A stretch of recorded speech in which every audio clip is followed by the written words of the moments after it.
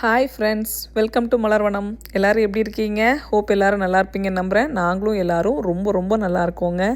8 weeks complete ஆகிடுச்சிங்க. கொஞ்சம் கூட எதிர்பார்க்கல நான். எனக்கு அவ்வளோ சந்தோஷமாக இருக்குது. ஒரு நாள் 2 நாள் இல்லை, 56 நாள் நான் வந்து சுகர் எடுத்துக்கலாம் அப்படின்னு நினைக்கும் போதே எனக்கு அவ்வளோ சந்தோஷமாகவும் ஹாப்பியாகவும் இருக்குது. ஈவன் நான் ஸ்வீட் செய்யாமல் இல்லை, என் வீட்டில் ஸ்வீட் இல்லாமல் இல்லை, நான் வரவங்களுக்கு ஸ்வீட் எடுத்து கொடுக்காமல் இல்லை, எல்லா வேலையும் செஞ்சுட்டு தான் இருக்கேன். ஆனால் நான் சுகர் சாப்பிடாமல் இருக்கேன் அப்படின்னு நினைக்கும்போது எனக்கு ரொம்ப ரொம்ப ஹாப்பியாக இருக்குது.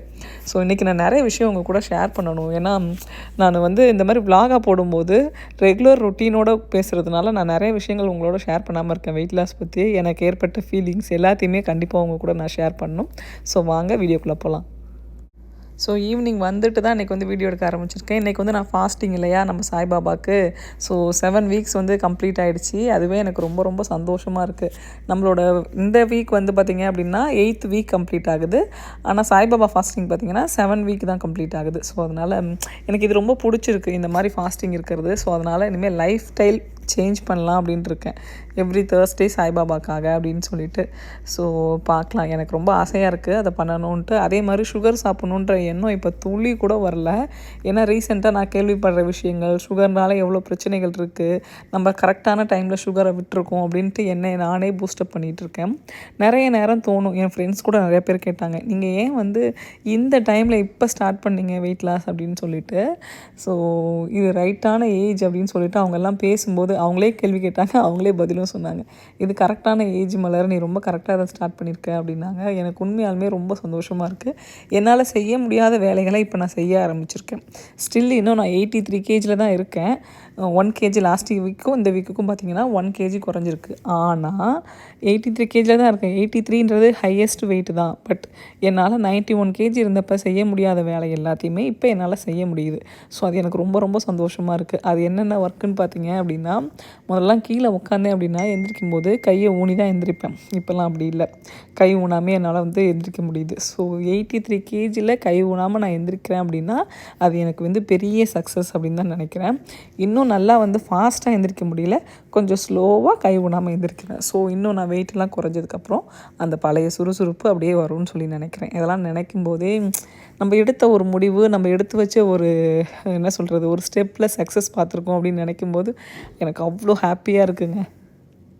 நான் வந்து வெயிட் அதிகமாக இருந்தப்போ நான் என்னை சுற்றி இருக்கிறவங்களாம் வந்துட்டு நீ குண்டாக இருக்க அப்படின்னு சொல்லும்போது எனக்கு அது வந்து ரொம்ப வலிச்சுது. ஆனால் நான் வெயிட் குறைஞ்சதுக்கப்புறமா எனக்கு வந்து எல்லோரும் வெயிட் குறைஞ்சிருக்கீங்கன்னு சொல்லும்போது சந்தோஷமாக இல்லை, நான் உடல் ரீதியாக நிறைய மாற்றங்கள் பார்க்குறேன் இல்லையா, அதுதான் எனக்கு சந்தோஷமாக இருக்குது. ஸோ அதனால் வெயிட் போட்டாலும், குண்டாக இருந்தாலும், ஒல்லியாக இருந்தாலும் மற்றவங்கக்கிட்ட நம்மளோட சந்தோஷம் இல்லை அப்படின்றத நம்ம ரொம்ப தெளிவுபடுத்திக்கணும் எப்பயுமே. எல்லோரும் சொல்லும்போது கண்டிப்பாக குட்டியாக ஒரு சந்தோஷம் இருக்க தான் செய்யுது, இல்லாமலாம் இல்லை. ஆனால் நான் அந்த சந்தோஷத்தை எப்போ முழுசாக அனுபவிக்க முடியும் அப்படின்னா, எனக்கு தெரியும் இல்லையா, இப்போ என்னால் இந்த வேலையை செய்ய முடியுது, முன்னாடி இது என்னால் முடியல, இப்போ இது என்னால் முடியுதுன்னு நினைக்கும்போது தான், அதை பண்ணும்போது அந்த நான் உணரும்போது தான் எனக்கு அந்த சந்தோஷத்தை வந்து என்னால் வந்து அனுபவிக்க முடியுது. ஸோ அதனால் எப்போயுமே நம்மளோட சந்தோஷத்தை நம்மக்கிட்ட வச்சுக்கோங்க. அடுத்தவங்க வந்து நம்மளை வந்து பாராட்டினாலும், நம்மளை வந்து நெகட்டிவாக பேசினாலும் நம்மளோட சந்தோஷத்தை நம்ம இழந்துடக்கூடாது. ஸோ எது எப்படி இருந்தாலும் எண்ட் ஆஃப் த டே நமக்கு தெரியும் நம்ம என்ன பண்ணியிருக்கோம், நம்ம எப்படி வந்து ஸ்டெப் எடுத்திருக்கோம் அப்படின்னு சொல்லிட்டு. எனக்கு வந்து எப்படி சொல்கிறது, என்ன நானே செல்ஃப் மோட்டிவேஷன் நிறைய விஷயத்தில் நான் பண்ணிப்பேன். அதில் ஒன்று இதுதான். எவ்ரிடே காலையில் எந்திரிக்கும் போது இப்போல்லாம் பார்த்திங்க அப்படின்னா நான் சுகர் சாப்பிடாததுனால அழகாக இருக்கேன்னு சொல்லிட்டு என்னையை நானே மோட்டிவேட் பண்ண ஆரம்பிச்சுக்கிட்டேன். டெய்லி காலைல கண்ணாடி பார்ப்போம் இல்லையா, முன்னாடி நெத்தியில் நிறைய குப்பளம் பொறி பொறியாக இருக்கும், கன்னத்துலலாம் நிறையா இருக்கும். அது வந்து பிம்பிள்ஸ் மாதிரி இருக்காது, ஆனால் வந்து அப்படியே குட்டி குட்டியாக அந்த வேர்க்குரு குப்பளம் மாதிரியே இருக்கும். அது அப்பப்போ வரும், அப்பப்போ போயிடும், அந்த மாதிரி இருந்துச்சு. இப்போ வந்து பார்த்திங்க அப்படின்னா சுத்தமாகவே அது இல்லை. ஸோ அதெல்லாம் நினைக்கும்போது நான் வந்து கண்ணாடி பார்க்கும்போது சொல்லிப்பேன், நீ வந்து சுகர் சாப்பிடாததுனால தான் இவ்வளோ அழகாக இருக்கேன்னு சொல்லிட்டு டெய்லி என்னை நான் செல்ஃப் மோட்டிவேட் பண்ணிப்பேன். அது எனக்கு ரொம்ப ஹாப்பியாக இருக்குது. அதே மாதிரி இப்போல்லாம் பார்த்திங்க அப்படின்னா கன்னத்துலலாம் வந்து பிங்க் கலராக இருக்குது அப்படின்னு சொல்லிட்டு நிறைய ஃப்ரெண்ட்ஸ் வந்து சொன்னாங்க. லிப்ஸ்டிக் போடுறதுனால அங்கே அந்த மாதிரி இருக்கா அப்படின்னு சொல்லி கேட்டாங்க. நான் ஸ்கூலுக்கெலாம் பார்த்திங்கன்னா லிப்ஸ்டிக் பெரும்பாலும் போட்டு போக மாட்டேன், ரொம்ப ரேர் தான். என்னைக்கு என்னைக்காவது வெளியில் போகிறோம் அந்த மாதிரி தான் போட்டு போவேன். ஸோ ஸ்கூலுக்குமே வந்து ஸ்கூல்லேயுமே ஸ்டாஃப்லாம் கேட்டாங்க, "உன்னோட சீக்ஸ்லாம் வந்து பிங்க்காக இருக்குது, என்ன விஷயம்?" அப்படின்னு சொல்லி கேட்டாங்க. ஒன்றும் இல்லை, ஃபுட் ஹேபிட் சேஞ்ச் பண்ணியிருக்கேன், மேபி அதனால் இருக்கலாம் அப்படின்னு சொல்லி சொன்னேன். அதுதான் உண்மையான ரீசன். நம்ம வந்து ஃபுட் ஹேபிட்டை மாற்றணும் அப்படின்னா, ஹெல்தி லைஃப் ஸ்டைல் மாறுறோம் அப்படின்னா, நம்மள அறியாமலே நம்ம வந்து அழகாயிட்ருக்கோம்னு நினைக்கிறேன். ஸோ எவ்ரிடே நம்ம செல்ஃப் மோட்டிவேஷன் அப்படின்றது ரொம்ப ரொம்ப முக்கியம். நம்ம அழகாக இருக்கோம், நம்ம வந்து ஆரோக்கியமாக இருக்கோம்னு சொல்லிட்டு டெய்லி நம்ம நினைக்கணும். நம்ம டெய்லி நினைக்கிற விஷயம் கண்டிப்பாக நம்மளை அதே மாதிரி லைஃப் ஸ்டைலுக்கு மாற்றுங்க. சாரி, பேசிக்கிட்டே இந்த ஆர்வத்தில் ஹேர் ஆயிலுக்கு ரேஷியோ சொல்ல மறந்துட்டேன். நான் வந்து இன்றைக்கி பார்த்திங்க அப்படின்னா 200 கிராம் வந்து சின்ன வெங்காயம் எடுத்திருக்கேன். அதுக்கப்புறமா வெந்தயம் பார்த்திங்க அப்படின்னா 2 டேபிள் ஸ்பூன் எடுத்திருக்கேன். கருஞ்சீரகம் பார்த்திங்க அப்படின்னா 2 டேபிள் ஸ்பூன் எடுத்திருக்கேன். ஸோ இதுதான் இதுக்கு அளவு. கருவேப்பிலை பார்த்திங்க அப்படின்னா தாராளமாக 1 கைப்பிடி 1.5 கைப்பிடி கூட போட்டுக்கலாம். நான் வந்து இங்கே வாங்கின ஒரு பேக்கெட் வந்து $1 சொல்லுவாங்க, அந்த பேக்கெட்டில் இருந்த கருவேப்பிலை ஃபுல்லாத்தையும் போட்டிருக்கேன். வெங்காயத்தையும் கருவேப்பிலையும் நல்லா மிக்சியில் தோலை உரிச்சிட்டு அரைச்சி எடுத்துக்கோங்க. இந்த பக்கம் பார்த்தீங்க அப்படின்னா வெந்தயத்தையும் நீங்கள் கருஞ்சீரகத்தையும் நீங்கள் லைட்டாக வறுக்கிறதுனா வறுக்கலாம். ஆனால் நான் வறுக்கலை. நான் எப்படி வறுத்தேன் அப்படின்னா அரைச்சிட்டு லைட்டாக சட்டியில் போட்டு சூடு பண்ணேன். நீங்கள் அந்த மாதிரி கூட சூடு பண்ணிக்கலாம். ஸோ ஃபஸ்ட்டு ரெண்டுத்தையுமே அரைச்சி தனித்தனியாக வச்சுக்கோங்க. அதுக்கப்புறம் ஒரு கடாயை வச்சுட்டு ஃபஸ்ட்டு நம்ம அரைச்ச பவுடரை போட்டு லைட்டாக ஹீட் பண்ணுங்கள். அதுக்கப்புறமா தேங்காய் எண்ணெய் 3/4 லிட்ரு ஊற்றுங்க. நீங்கள் 3/4 லிட்ரு ஊற்றுனீங்க அப்படின்னா உங்களுக்கு வந்து திரும்பி ரிட்டர்ன்ஸ் வர்றது பார்த்திங்க அப்படின்னா உங்களுக்கு அளவு வந்து கொஞ்சம் கம்மியாக இருக்கும். ஏன்னா அது கொதித்து கொஞ்சம் சுண்டவும் ஆரம்பிக்கும், எண்ணெய் வந்து திக்காகும். ஸோ அதனால் நீங்கள் 3/4 லிட்ரு ஊற்றும்போது உங்களுக்கு 1/2 லிட்ரு எண்ணெய் தான் வந்து திரும்பி வரும், அந்த அளவுக்கு இருக்கும். ஸோ ஃபஸ்ட்டு வந்து அந்த பொடியை போடுங்க. அதுக்கப்புறம் எண்ணெய் ஊற்றுங்க. அந்த எண்ணெய் வந்து இப்போ வந்து குளிர் நாள் இல்லையா, கட்டியாக இருக்கும். அது நல்லா கரைஞ்சதுக்கப்புறமா லேசாக சூடானதுக்கப்புறம் நீங்கள் அரைச்சி வச்சுருக்க வெங்காய கருவேப்பிலை வந்து உள்ளே போடுங்க. அதுக்கப்புறம் ரொம்ப ரொம்ப மிதமான இதில் அப்படியே அது கொதிக்கணுங்க. கிட்டத்தட்ட நான் வந்து ஒரு 2 மணி நேரம் கொதிக்க வச்சுருக்கேன். 5 மணிக்கு வச்சதை நான் வந்து கோயிலுக்கெலாம் போயிட்டு வந்துட்டு 7:30 மணிக்கு தான் நிப்பாட்டினேன். அந்த அளவுக்கு ரொம்ப ரொம்ப மிதமான சூட்டில் அது பாட்டு கொதிச்சிக்கிட்டே இருக்கணுங்க. கொதித்து நம்ம அரைச்சி போட்ட பவுடர் எல்லாமே கீழே போயிடும், எண்ணெய் மிதந்து மேலே இருக்கும். அதுதான் அதோட பதம். அந்த ஸ்டேஜில் வரும்போது வடிகட்டி எடுத்து வச்சிட்டிங்க அப்படின்னா, இது வந்து நீங்கள் தலைக்கு குளிக்கும் போகிறதுக்கு முன்னாடி தலைக்கு வச்சுட்டு குளிச்சிங்க அப்படின்னா ஹேர் ஃபால் கொஞ்சம் கண்ட்ரோல் ஆகுங்க. ஸோ அதுக்கு தான் இதை நான் வந்து ட்ரை பண்ணிகிட்ருக்கேன். வேணும்னா நீங்கள் உங்களுக்கு பிடிக்கும் அப்படின்னா ட்ரை பண்ணி பாருங்கள். கண்டிப்பாக இது வந்து ஒரு ஹெல்தி ரிசல்ட் கொடுக்கும். நிறமுடி வரதை வந்து கொஞ்சம் தடுக்கும்னு வச்சுக்கோங்களேன். ஸோ அதனால் அது கொஞ்சம் ஹெல்ப்ஃபுல்லாக இருக்கும். ஸோ ட்ரை பண்ணி பாருங்கள். ஸோ இதுதான் அந்த ஹேர் ஆயிலோட சீக்ரெட். அதுக்கப்புறம் தலைக்கு பார்த்திங்க அப்படின்னா கொஞ்சமாக வெங்காயம் மட்டும் அரைச்சி தலைக்கு இன்றைக்கி தடவிருக்கேன், இன்றைக்கி குளிக்கிறதுக்கு. ஸோ ஹேர் ஆயில் காலி ஆகிடுச்சு. ஸோ அதனால் இன்றைக்கி வந்து வெங்காயம் அரைச்சி தலைக்கு வச்சு குளிக்கலாம்னு சொல்லிட்டு வெங்காயத்தை தடவிக்கிருக்கேன்.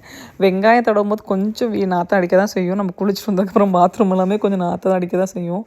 ஆனால் அவ்வளோ நல்லது முடிக்கு. ஸோ அதனால் வாரம் வாரம் பண்ண முடியல அப்படின்னாலும் எப்போயாவது சின்ன வெங்காயம் வீட்டில் இருக்கும்போது டைம் கிடைக்கும்போது பண்ணிக்கலாங்க.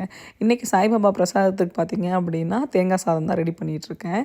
பெரும்பாலும் நான் வீட்டில் ரொம்ப தேங்காய் சாதம் செய்ய மாட்டேன். அது என்னமோ தெரில, எனக்கு தேங்காய் சாதம் செய்கிற அன்றைக்கெலாம் வீட்டில் யாரும் சிக்காகிற மாதிரியே ஒரு ஃபீல் இருந்துச்சு. சரி சாமிக்கு அப்படின்றதுனால செஞ்சேன். இன்றைக்கி ரொம்ப வருஷம் ஆன மாதிரியும் ஆகிடுச்சு தேங்காய் சாதம் செஞ்சு. ஸோ அதனால் செஞ்சேன். தேங்காய் சாதத்துக்கு நான் எப்பவும் என்ன பண்ணுவேன் பார்த்திங்கன்னா, எண்ணெய் ஊற்றிட்டு தேங்காய் எண்ணெய் தான் ஊற்றுவேன். தேங்காய் எண்ணெய் ஊற்றிட்டு பெருங்காயம் போட்டுட்டு கடுகு, உளுத்தம்பருப்பு, கடலைப்பருப்பு போட மாட்டேன். அதுக்கு பதிலாக பாசிப்பருப்பு தான் வந்து நிறைய போடுவேன். பாசிப்பருப்பு வந்து நல்லா ஒரு இப்போ நான் எடுத்திருக்க சாப்பாடு பார்த்திங்க அப்படின்னா கிட்டத்தட்ட 3 ஃபுல் கப்பு எடுத்துருக்கிறேன். ஸோ அதுக்கு வந்து நல்லா தாராளமாக ஒரு 2 கைப்பிடி வந்து பாசிப்பருப்பு போட்டு நல்லா செவந்ததுக்கப்புறமா இஞ்சி இருந்துச்சு அப்படின்னா இஞ்சி போட்டுக்கோங்க, இல்லைன்னா பிரச்சனை இல்லை. கொஞ்சமாக பச்சை மிளகா, கருவேப்பிலை போட்டு நல்லா தாளிச்சிட்டு, கோவிலுக்கு அப்படின்றனால வெங்காயம் போட மாட்டேன். அப்படியே வந்துட்டு நம்ம தேங்காவை வந்து போட்டு கிளறிட்டு சாப்பாடு போட்டு உப்பு போட்டு கிளறணுன்னா தேங்காய் சாதம் ரெடிங்க.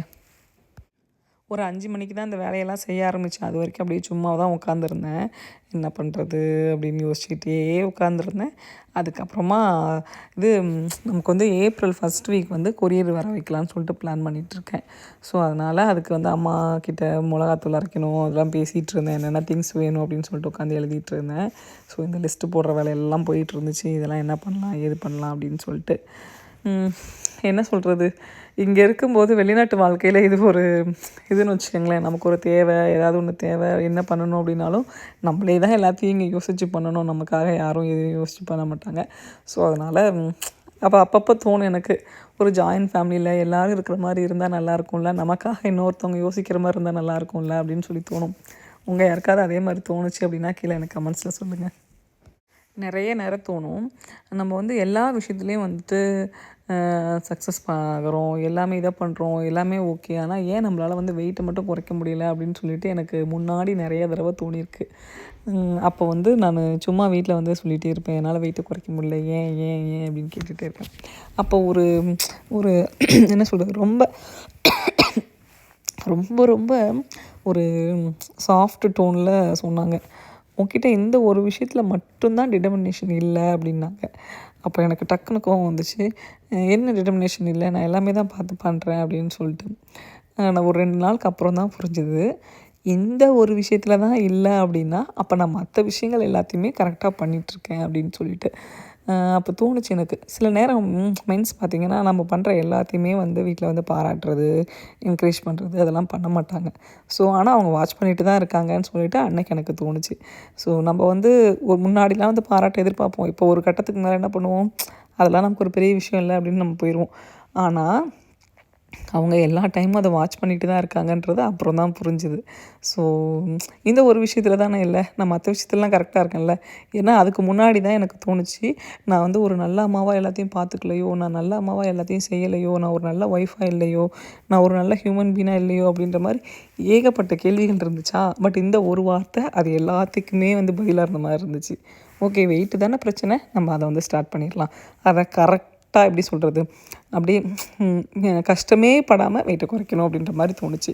ஏன்னா நம்ம வந்து சந்தோஷமாக இருந்து தானே வெயிட்டை வந்து ஏற்றணும், இப்போயும் சந்தோஷமாக இருந்தே குறைக்கணும் அப்படின்றதுல ரொம்ப தெளிவாக இருந்தேன்.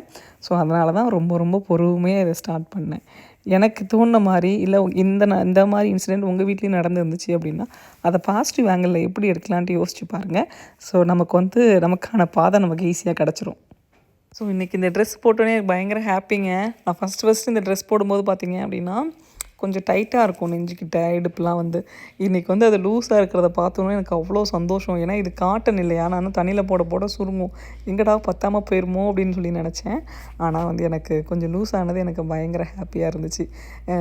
ஒவ்வொரு ட்ரெஸ்ஸு பத்தாத ட்ரெஸ் எல்லாம் லைட்டாக பத்தும்போது, ட்ரெஸ் எல்லாம் கொஞ்சம் லூஸ் ஆகும்போது அவ்வளோ சந்தோஷமாக இருக்குங்க. ஸோ அது வந்து அனுபவித்து பார்த்தவங்களுக்கு தான் தெரியும் அப்படின்ற மாதிரி இருந்துச்சு. ஸோ நம்மளோட பிரசாதத்தை எடுத்துக்கிட்டு சாய்பாபா கோயிலுக்கு கிளம்பிட்டேன். கோவிலில் வந்து பார்த்திங்க அப்படின்னா நான் வந்து கரெக்டாக ஆரத்தி டைமுக்கு தான் போவேன்னு வச்சுக்கோங்களேன். ஏன்னா ரொம்ப முன்னாடி போனால் ரொம்ப ஒரு கிட்டத்தட்ட 3/4 மணி நேரமாவது அங்கே நின்று சாமி கும்பிட்ற மாதிரி இருக்குது. என்னால் வந்து ஒரு 45 மினிட்ஸ் அங்கே போய்ட்டு நிற்க முடியல. எனக்கு மயக்கம் போட்டுருவோமோ, தலை சுற்றுதோன்னு ஒரு பயம் வந்துருச்சு. அதனால் நான் வந்து லைட்டாக கடைசி அந்த இது சொல்லுவோம் இல்லையா, சங்கல்பம், அதுக்கு முன்னாடி தான் அப்படியே போகிற மாதிரி போய்ப்பேன். ஸோ போயிட்டு நல்லபடியாக சாமி கும்பிட்டுட்டு, அது ஏன்லாம் எனக்கு தெரில, 6 வாரம் கம்ப்ளீட் ஆனது அவ்வளோ மனசுக்கு நிறைவாக இருக்குது. தொடர்ந்து 6 வாரம் கம்ப்ளீட் ஆனது. ஸோ சாமியெல்லாம் கும்பிட்டு முடிச்சுட்டு வீட்டுக்கு வந்தாச்சு. அடுப்பை வந்து ரொம்ப சிம்மில் தான் வச்சுட்டு போயிருந்தேன். ஸோ அப்படியே பார்த்தீங்க அப்படின்னா எல்லாமே நல்லா காஞ்சிருச்சு.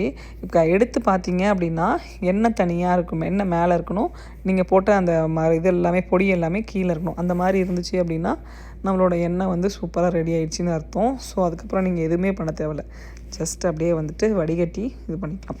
தயிர் வந்து பால் காய்ச்சி வச்சுட்டு போயிருந்தேன் இல்லையா, ஸோ வந்து தயிர் வந்து துவச்சி வச்சுட்டேன். இதுக்கப்புறம் தான் வந்து சாப்பிட்டேன். ஏன்னா அங்கே கொடுக்குற சாப்பாடு தானே சாப்பிட்ணுன்னு சொல்லியிருந்தேன். ஸோ எல்லோரும் உட்காந்து சாப்பிட்டு முடிச்சிட்டோம்.